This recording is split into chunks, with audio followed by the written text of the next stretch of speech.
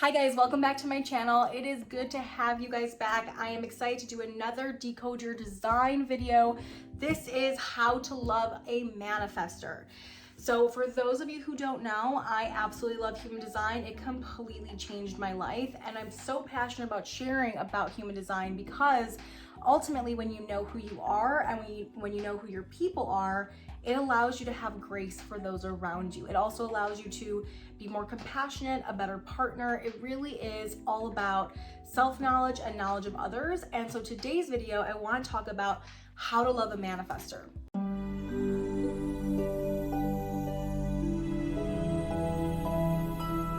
For those of you who are new to human design, you can go ahead in the actual description and you can find your human design type, your body graph, and you can click the link below and find it, or for your partner or person that you want to find this for.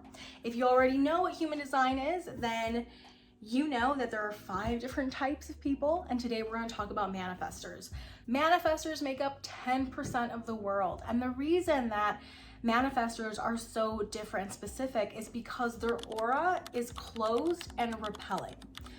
I know repelling can be a pretty tough word because it almost feels like they shoo people away, but that's not the point. The whole idea is that they are in their own energetic bubble and they operate within their own energy, and it's almost like they are the train and anything in their way just needs to get out of the way. That is how I explain somebody who has manifestor energy. So if you're dating a manifestor, they are a powerhouse energetically.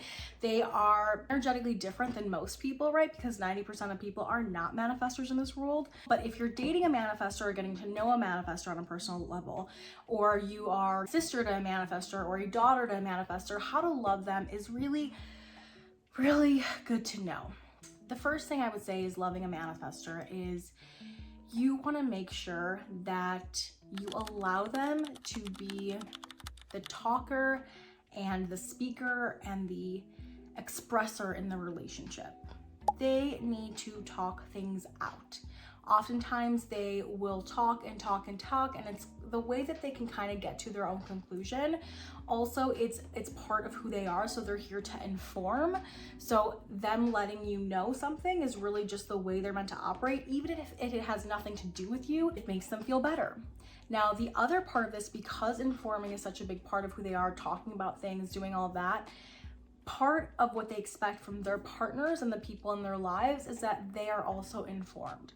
So something that I would say if you're trying to really love a manifestor is allow them to speak about what they want and need, but also share with them what you want and need. They want more information versus less information. You're not doing them a favor if you're trying to spare them. In fact, they feel much more empowered when they inform and are informed themselves, right? So this could look like if you are, going for a quick dinner with a friend and you're like, gonna be late getting home, instead of assuming, oh, my wife knows I always go with my friend, for drinks after work with my buddy, let her know. Regardless, informing and more informing, there's never too much informing for a manifestor, okay? So that's really important to know. Now, the other thing with a manifestor is you need to respect their natural sense of autonomy. A manifestor operates in their own way. We talked about that energetic bubble, right? Their aura. They are just gonna go do their thing. You need to let them go do their thing because it's how they operate. They are meant to follow their urges and their desires. And so if you are somebody who is ultra controlling, that would be really hard for a manifestor. So it's really important to give them their autonomy, allow them to make their own decisions, be their own person. It's like incredibly important on another level. Otherwise, you may deal with the manifestor not self, which is anger. The other thing, in loving a manifestor, what you need to know is they are oftentimes misunderstood. Again, right? They make up 10% of the world. So as a manifestor, they literally have tried to kind of shush and silence themselves, and they've tried not to be too much their whole lives, especially the women manifestors.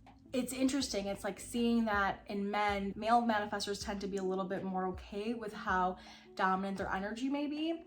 But even so, if you're a woman or man, doesn't really matter. It's just the manifestor really needs to feel like they have the permission to be as powerful and as energetically in their urges and desires as possible, right? they want to feel like they can go do this thing they want to do, because when they get that urge, it's not always common. So when they get it, they need to be able to act on it, right? They grow up sometimes feeling kind of silenced and having to be like conditioned to be acceptable in society. So I just would be mindful of that. If you yourself are a manifestor, honestly, it's like allowing yourself to be able to show up as much as you need to show up, right? It's kind of like, don't hide.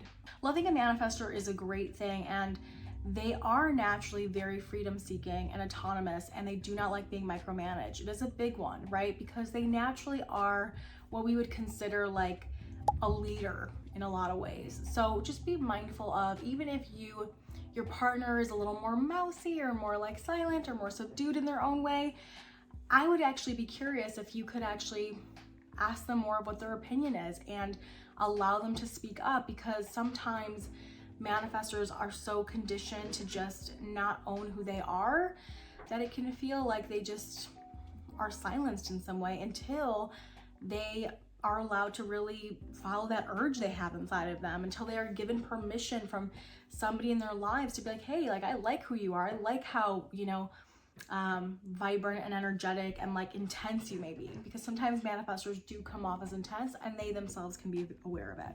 My favorite people are manifestors. They are incredible powerhouse people, and I have worked with so many that I think ultimately they just need the support to go do the thing they ultimately want to do. Otherwise, they get angry, you guys. And sometimes if they are not only getting angry, but they've never been given permission to speak their truth and like be who they are, it can manifest as like headaches and like throat issues, and it's like almost like their own body beats themselves up, right? Really, in supporting a manifestor partner or person or any kind of somebody you love who's a manifestor, is really giving them permission to be who they are. That would be the most intense and important thing to start with, and letting them speak their mind, letting them be autonomous, and letting them follow their urges and their desires, while like understanding them, like really trying to understand them as you inform them and as you allow them to inform you. So if you love a manifestor, I hope this helped. Great things to try when you're with a partner, friend, sister, daughter, whatever it is. And if you like this information and want to know more about human design, please like and subscribe. I'll see you in the next video.